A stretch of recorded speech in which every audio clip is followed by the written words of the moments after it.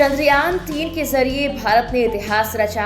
चांद पर उतरने वाला भारत चौथा देश बन गया और चांद के दक्षिणी ध्रुव पर सॉफ्ट लैंडिंग करने वाला भारत पहला देश बना। लेकिन क्या आप जानते हैं कि चांद पर एक्टिव रोवर्स वाले देशों में भारत दूसरे नंबर पर है। अब आप सोचेंगे पहला रोवर किसका है? पहला रोवर है जमीन पर हमारे दुश्मन देश कहे जाने वाले चीन का, जिसका नाम है Yutu-2।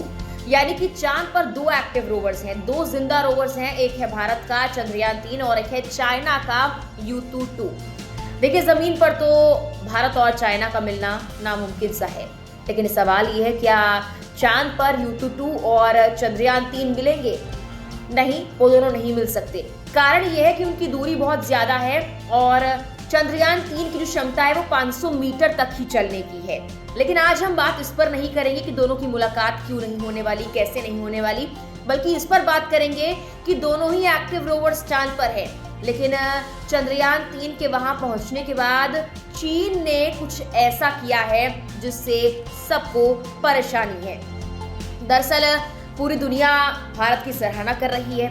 चंद्रयान-3 की सॉफ्ट लैंडिंग के बाद सभी भारत की ओर निगाहें टिकाकर बैठे हैं, क्योंकि भारत ने जो कर दिखाया है वो अब तक किसी ने नहीं किया था।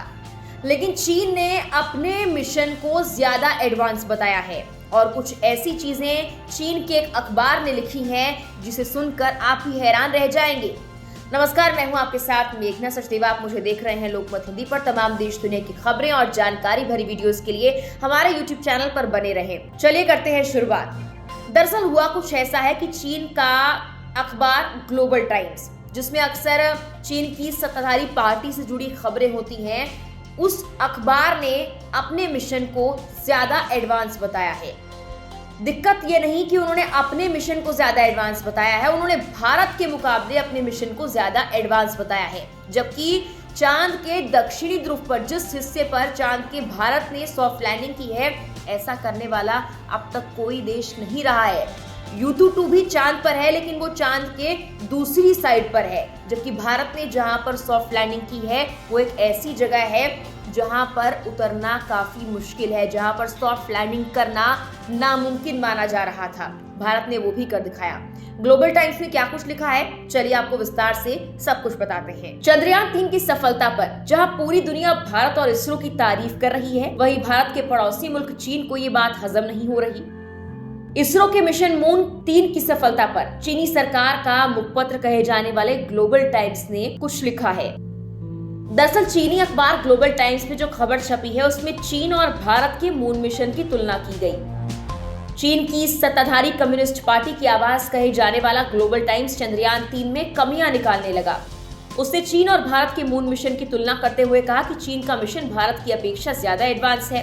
सीनियर स्पेस साइंटिस्ट पेंग जियाहो के हवाले से ग्लोबल टाइम्स ने कहा कि साल 2010 के बाद ही चीन ऑर्बिटर और लैंडर को सीधे पृथ्वी चंद्रमा ट्रांसफर ऑर्बिट में भेजने में काबिल हो चुका है, लेकिन भारत के पास अब तक ये तकनीक नहीं है। इसके अलावा चीन की टेक्नोलॉजी काफी एडवांस है, जिससे ईंधन की बचत होती है और समय कम लगता है। चीनी अखबार ने भारत और चीन के रोवर की तुलना करते हुए कहा कि उनका रोवर काफी बड़ा है, जबकि भारत का रोवर काफी छोटा है।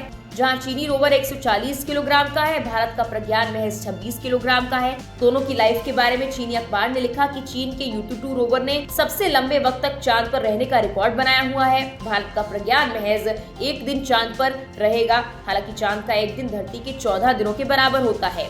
आपको बता दें कि चीन का रोवर परमाणु ऊर्जा से लैस है। इसकी वजह से ये लंबे वक्त तक चांद पर रहने के काबिल हो पाया है। हालांकि ग्लोबल टाइम्स ने ये जरूर कह दिया कि भारत और चीन को स्पेस साइंस में मिलकर काम करना चाहिए और ये ब्रिक्स और SCO मैकेनिज्म के अंदर रहते हुए करने की जरूरत है। ग्लोबल टाइम्स ने इशारा किया कि जो देश चीन के साथ स्पेस प्रोजेक्ट में मिलकर काम करना चाहते हैं, उसके लिए चीन के रास्ते खुले हैं। लेकिन भारत और चीन के विकास प्रोजेक्ट्स के बीच भू राजनीतिक वजहें दिक्कत पैदा करती रही हैं।